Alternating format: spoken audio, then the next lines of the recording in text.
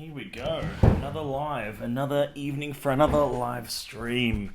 How are we all? I hope we're all tuning in, and I hope you can hear me. I never actually get the chance to test the actual level on this mic. I just sort of put it on and hope it works. Richie Fernando, Jamie Poos, Just Dramming, Wonder and Whiskey, that's not real. Anyway, Sable Scotch. Good to see everyone tuning in for another episode, another live stream. Move this across a little bit. Someone asked me the other day a question, and I love answering questions. I love getting a chance to sort of consider some of the answers to some of the questions that I get, and I get to sort of have a bit more of a considered response rather than sort of on the spot ones. Barley Brains, Cocktail Co. Good to see you both. And sometimes I don't get a chance to sort of answer them immediately, sort of, and that's why I get a chance to actually come back and think about what that question was, rather than trying to ad-lib it on the night, which is always interesting because it provides a different sort of response, a bit more of a considered response. And I'm doing this live stream every single day now for about 10, 11 weeks now. It's been about since July, August, September, October. Yeah, I mean, late July, I think I started it. I should have kept track, really, but I haven't. Travelling Whiskey Reviews, good to see you, Robbie. Matt Music MW, Ellie's Whiskies, Dram and Bread, all the lovely regulars, and some more. Good to see you. A couple of things to go over tonight, and of course, one of them will be an Outturn preview, something coming up from the Christmas Outturn, which is November 15th, Friday the November 15th. It's a massive bumper issue. I've already featured 3 or 4 casks from it, and I think tonight's going to be like the 4th or 5th cask that I'm featuring from the Outturn. And I appreciate questions and comments as we go along, because that's what makes it really interesting. And we're also going to just touch on a topic of colour. I've sort of briefly touched on it before, saying I was going to talk about it a bit more in depth. I thought I might do that tonight. For those who don't know the topic around it, I'll talk a little bit about colour, and I'll get to that. But in the first instance, I want to show you something. This is rather cool. This is a gift from a friend of mine. It was a birthday gift, and it's really quite something. It's really quite special. Look at this.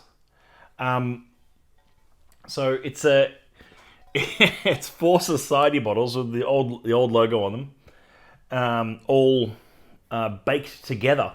So it's got a flat surface on this side here, which you can see, I think, maybe at that angle, and it's got sort of an indented surface on this side here. You racist! What did I say that was racist? Anyway, did I say green bottles? Is that? I don't know anymore. The Whiskey Ambassador doing good to see you. When can we view the Outturn online? Jamie Poos, very shortly. Jay Davis, good to see you. Jamie Poos, you should be able to get the Outturn online. Will be going out on Monday. So it's Wednesday today. You'll see it in your inbox on Monday. That's this Monday coming. So, which means you'll get a full 2 weeks to peruse it, read it, select casks from before the 15th, which is a massive sort of lead time that we've tried to aim towards here. Cold Mountain joined. I think I'm getting that right. Good to see you, Cold Mountain, sorry. So yeah, it's like a cheese board made out of society bottles, with sort of all baked together. It's quite heavy. It's 4 glass bottles. Hasn't lost any of its weight because it's baked down, but that's rather cool. That is rather cool. So I'm going to big shout out to Tony and Rachel for that very special gift. That's fantastic. And I heard Tony got a chastising for I think he broke one, and that one's got a slight chip on it, but it's still very usable. It's still a lovely board. Okay. AGDE, good to see you, Adrian. Mount Boy, good to see you. So yeah, so I just want to show you that to begin with, and then we're going to talk about one of the upcoming releases from the Christmas Outturn. So glass at the ready, and I'm going to preview it now. I'm going to pour a dram of that, and then I'll show you what it looks like whilst I'm having a nose of it. Just a little drop of that one. I don't need much of that one. There's not much in the bottle, actually. It's pretty much empty. But it's cask number 46.72. So sits on the same site as Distillery 64. One of 275 bottles, and it's a 25-year-old Speyside whiskey from Distillery 46 in the old and dignified flavour profile. That one there. 25-year-old, lovely sort of lossy spirit. That one, lovely sort of grassy spirit that it often gets. This distillery. That's a 25-year-old single cask, and I think it's a ripper cask. I got a chance to feature this one recently at an event, and then it was sort of like, it was widely received. If I'm being completely honest, I think I put it in the wrong order in the lineup for that event, because it was sort of in the middle and it was surrounded by some very heavy hitters. And as you might know, as whiskey gets a bit older, it gets a bit more delicate, often a bit more refined, a bit more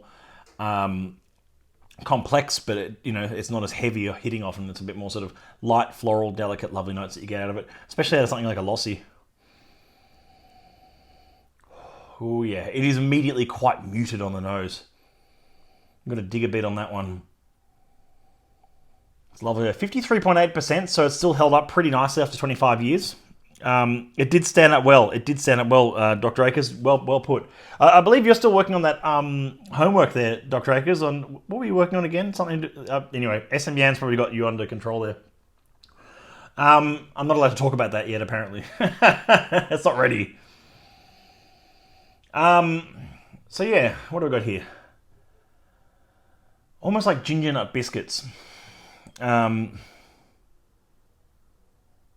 Heaps of sort of grassy notes, fruit, papaya. Definitely papaya. It's quite tropical, but it's got a lovely sort of deep sort of like creme fraiche kind of note. Oh, like lychees and like a lychee milkshake. That's lovely. It's unexpected as from what I was expecting out of that whiskey. I don't know what I was expecting, but I really quite like that. Ooh.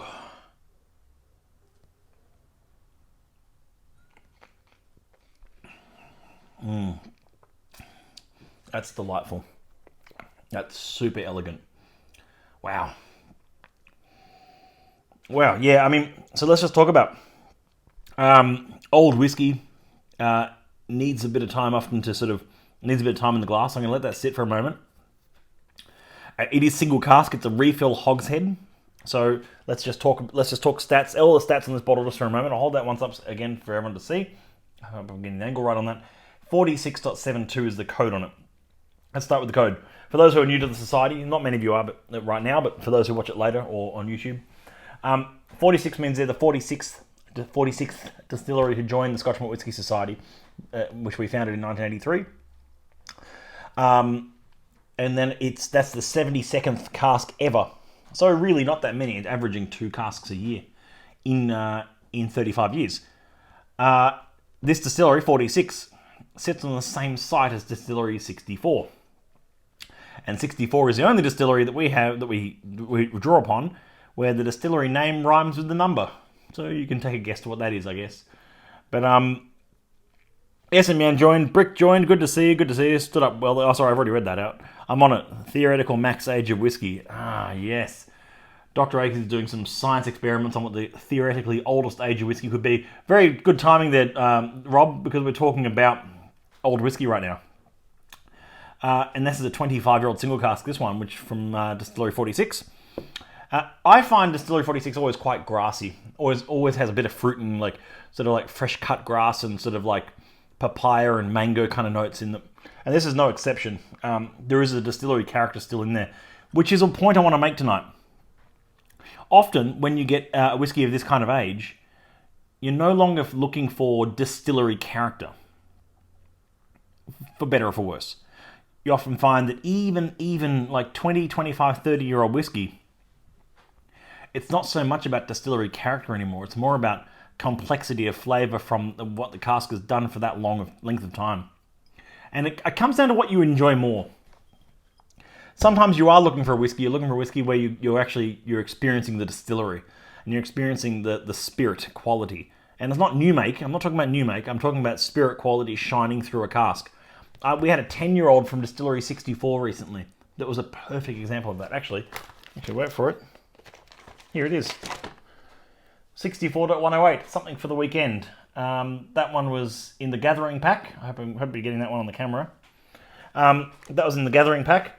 And was a perfect example of where the spirit character was shining through, lovely, but not overwhelming, as the cask hadn't overwhelmed. And it was a delicious example of the make, as we say. This is still the same thing. When you get to 25 years old, in this case, you're getting a spirit that is still shining through. There's still spirit character in there. But the cask complexity, especially from a refill, is just delightful. That's really opening up now. It's becoming a bit creamier, a bit sort of softer on the nose straight away. Tottenham Wine joined, Batrino 11 joined. Good to see you, good to see you. So older whiskey, what that means is for older casks, you often get this sort of like sometimes a bit more of the fruit punch characteristics, especially for distilleries like this, and a bit more sort of that complexity of the wood and that shining through, which is lovely. Where was I going with that? We're going to talk about colour as well tonight, but I don't want to rush things along. I'm going to enjoy this just for a moment. What are you dramming on? What are you having at the moment? Tell me right in the comments. I'd love to see if you're having a dram. It's Wednesday in evening. If you're sneaking a dram in, I'd love to hear what it is.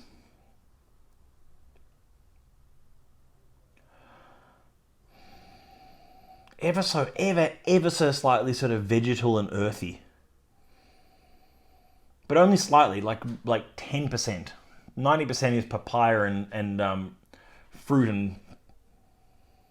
Ah, lovely. So yeah, let's talk about colour. This is a really good subject, and one that I'm going to start by showing you this glass that I've been drinking out of. So let's have a nice look at that, the colour on that one. Sable Scotch, you're literally on 29.260. There's an open bottle of that just over there. Premixed Heritage Edition. I don't know what that is. But I do know Wild Turkey. Wild Turkey make great bourbon, so I'm not going to disagree with that one. Howart join 68.23 Nighttime Lives in Espresso is Miles Davis, blue and green in background. That sounds like a dream come true map music, MW, and it's like Nighttime Lives in Espresso and a bit of music in the background. I hope I'm not disturbing that too much. You can put me on mute if you want and watch this later. I'd listen to Miles Davis over me, trust me. I was actually listening to Birth of the Cool earlier this evening. It's still one of my that's really weird timing. I was listening to Birth of the Cool like, I don't know, 2 or 3 hours ago. It's such an amazing album. There's so much going on in that complete sessions of it, and it's all on Spotify these days. I've got this massive CD collection, and I just don't, it's like, how often do you draw up on CDs anymore? It's like, it's so annoying in some ways, isn't it? I mean, I've got a lot of vinyl as well, but it's like I've still got a lot of CDs, and you go, well, I mean, do you hold on to them? I feel compelled to, because every time I find something in the collection, I go, I want to listen to that. Is my CD player plugged in? No, I'll see if it's on Spotify, and it never is. So these digital services, without going on a rant about that, but they often don't have everything on them. Stop the track to listen to you. Oats with coconut milk. It's been resting for 2 minutes now. It's getting creamier by the minute. Tottenham wine. That's awesome to hear. I mean, it's probably a bit early for a dram over there, I'd assume. So yeah, I hope you enjoy your oats. Rocky Road Spice Freakout. Oh, Bachelorette. Rocky Road Spice Freakout. Stop. That's a 96. Is that a 96.19.22, something around there? Yeah. Tell me if I'm getting that right off the top of my head, because I'm really good with the names. I'm okay with the names. I remember some names, some really stick out with me, and I go, oh yes, Rocky Road Spice Freakout. Jamie Poos, tell me if I'm right on the money on that one. So let's just talk about colour whilst I'm testing that out here. I'm getting a bit sidetracked, as I always do. I just said .22. I said, is it .19 or .22? Oh, a little spider. Let's have a look at the colour on that. That's a 25-year-old whiskey. Now, it is a refill hogshead.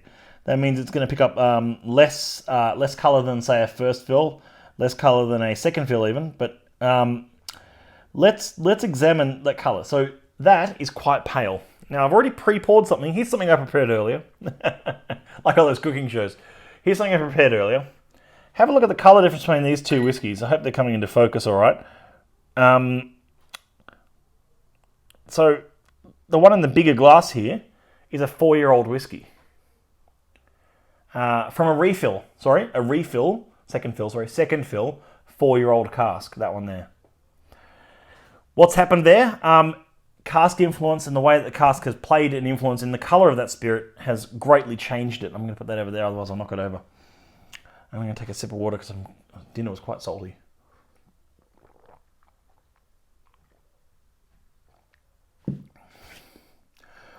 So cask influence plays a huge part in colouring that whiskey, in providing all the colour. So the spirit comes off the still clear. The cask provides all the colour.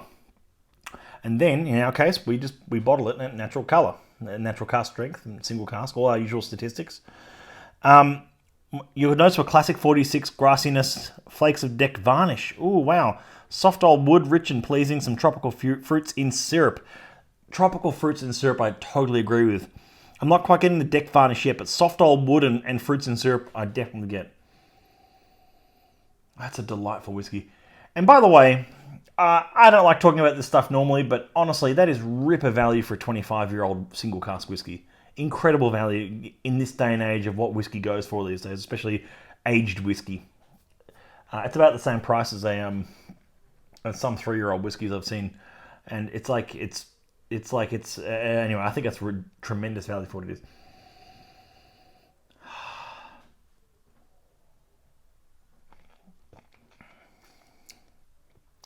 Oh wow, that's lovely. It's also the kind of whiskey you could really pour a big glass of and enjoy over a long time. Like sit back and watch a movie with that one.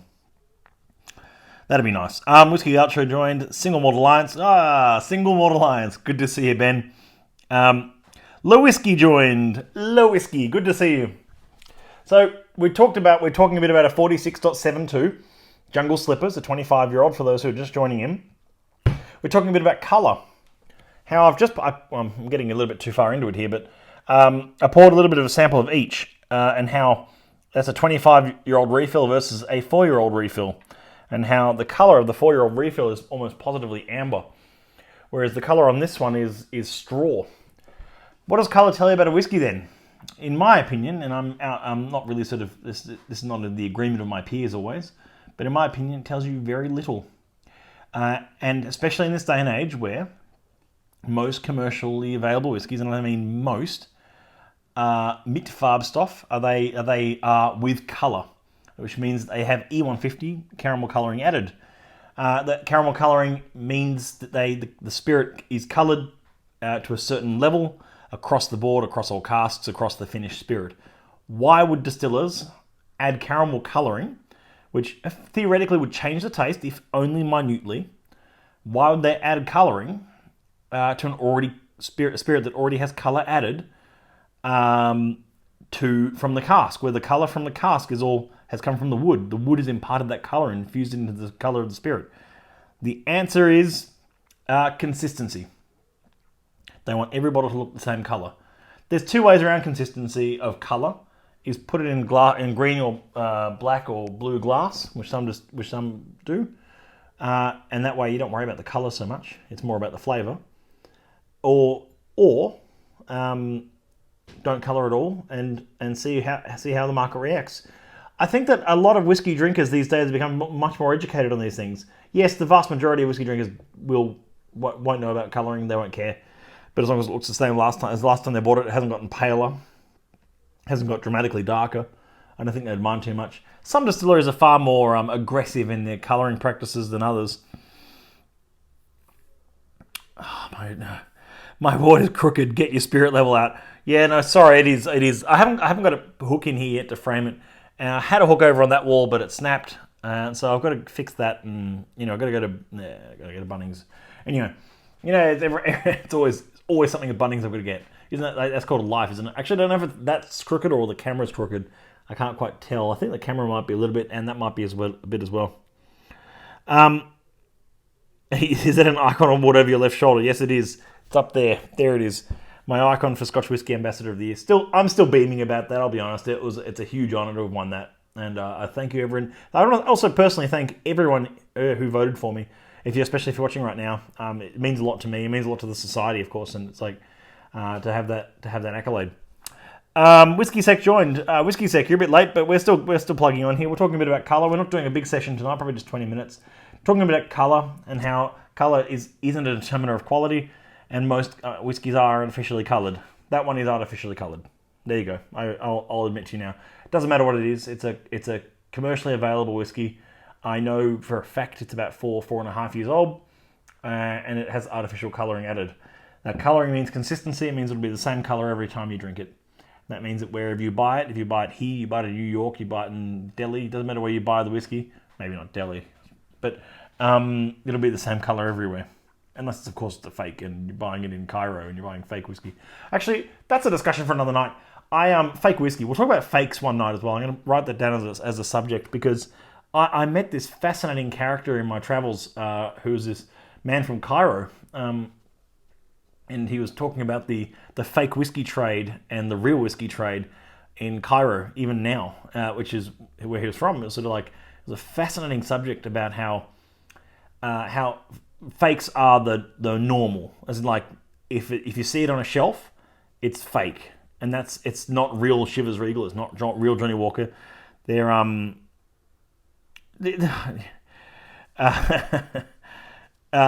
sorry, I'm getting distracted by the comments. And that's okay because everyone's sort of used to it like that way. But there are real bottles going around, and they're all on the black market for whatever reason. So it's no, they're not for whatever reason. It's normally political and dictatorships and whatever. There's all sorts of reasons, but there's the supply of such is illegal from the companies. Like the Diageos and Pernods are not allowed to trade in those companies, in those countries, or whatever it is. So getting those real whiskies, he said that people will pay $400 to $500 equivalent Australian for a real bottle of Chivas Regal 12, a bottle that we see on the shelf here for $45, $50 or whatever it is these days, 60, probably 65, I don't know. But it's fascinating how it's this massive illegal whiskey trade, and people in the black market make all the money off it. They illegally import it through sort of nefarious means on shipping containers and pay off the right people, and then get the stock through.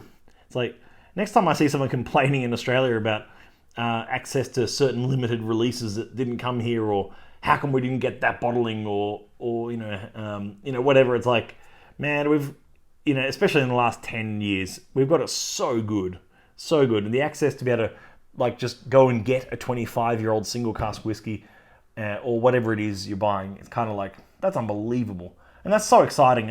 But anyway, look, I'm rambling, but that's how these things often go. Jehetho joined what? Yeah, no, for real, SME. It's the stories he was telling me about about the illegal whiskey trade in Cairo were unbelievable, truly remarkable, and sort of like how it's truly black market controlled. And I'm actually in awe about that. And anyway, we're stuck with Aldi specials. Yes, you mean the best whiskey in the world award winner again? It's an award they bought and promoted. And it's, yeah, sure, I get it. It's like, what was that old one? It used to be a magazine. I love this example, actually. No, I remember this one. I love this example. There used to be a magazine called like Australian Money or something. It was like a difference to Money magazine, but it was called like Aussie Money or something. It was like, for plucky young investors or something.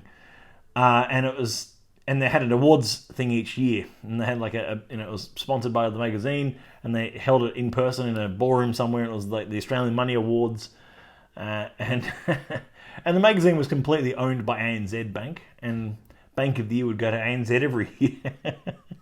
It's like, oh, come on.